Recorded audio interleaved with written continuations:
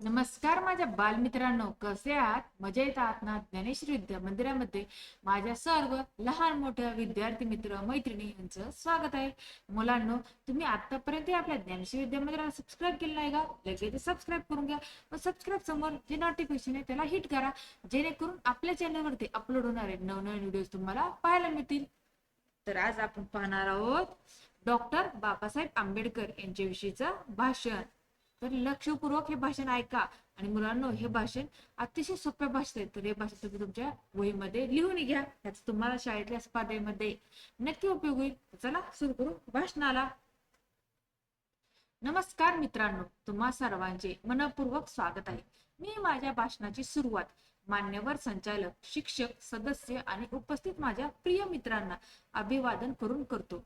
मला या विषयावर चर्चा करण्याची संधी दिल्याबद्दल मी आभार मानतो. दरवर्षी 14 एप्रिल रोजी आंबेडकर जयंती साजरी केली जाते. भीमराव आंबेडकर यांचा जन्म 14 एप्रिल 1891 रोजी झाला. Doctor B.R. आंबेडकर यांना भारतीय राज्यघटनेचे जनक म्हणून ओळखले जाते. हिंदू धर्मातील सर्व जाती आणि महिलांच्या हक्कासाठी समानतेचे ते खंबीर समर्थक होते. बाबासाहेब आंबेडकर या नावाने प्रसिद्ध असलेले डॉक्टर भीमराव रामजी आंबेडकर यांच्या जयंतीनिमित्त दरवर्षी 14 एप्रिल रोजी देशभरात आंबेडकर जयंती साजरी केली जाते. डॉक्टर बाबासाहेब आंबेडकरांना भारतीय राज्यघटनेचे जनक म्हणून ओळखले जाते, कारण त्यांनी भारतीय संविधानाचा मसुदा तयार करण्यात महत्वाची भूमिका बजावली होती. डॉक्टर बाबासाहेब आंबेडकर हे स्वतंत्र भारताचे पहिले न्यायमंत्रीही होते. ते जन्मताच समाज सुधारक होते. हिंदू समाजातील सर्व जाती आणि भारतीयांमध्ये समानतेसाठी त्यांनी लढा दिला. डॉक्टर बाबासाहेब आंबेडकरांनी भारतीय संविधानाचा मसुदा तयार करून सर्व भारतीयांना समता आणि बंधुतेची शिकवण दिली, ज्याच्या प्रस्तावनेत सर्व भारतीय कायद्यासमोर समान आहेत. त्यांनी लोकांना हक्कासाठी लढायला शिकवले.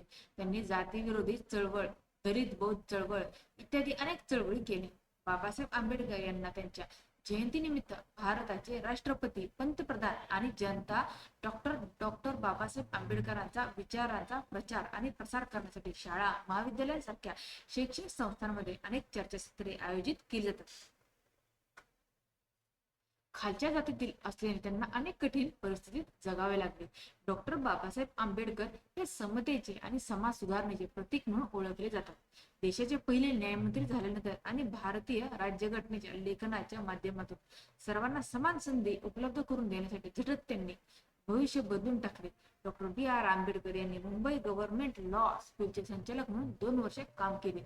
परदेशात अर्थशास्त्रात PhD मिळवणारे ते पहिले भारतीय होते. त्यांच्या उदाहरणाचे अनुसरण करून अनेक लोकांनी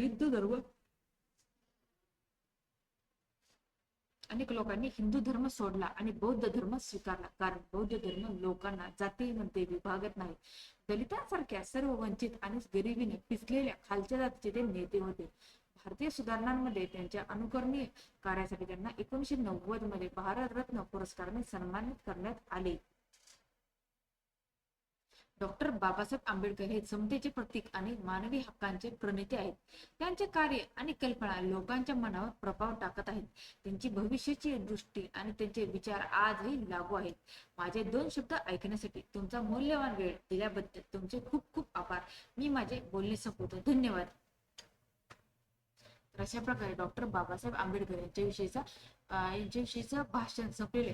मुलांनो, आजचं जर तुम्हाला भाषण आवडलं असेल तर भाषणाला जास्त शेअर करा. ज्या मुलांनी आतापर्यंत आपल्या ज्ञानेश्वरी विद्या मंदिराला सबस्क्राईब केलं नाही, अशांनी सबस्क्राईब करा. धन्यवाद.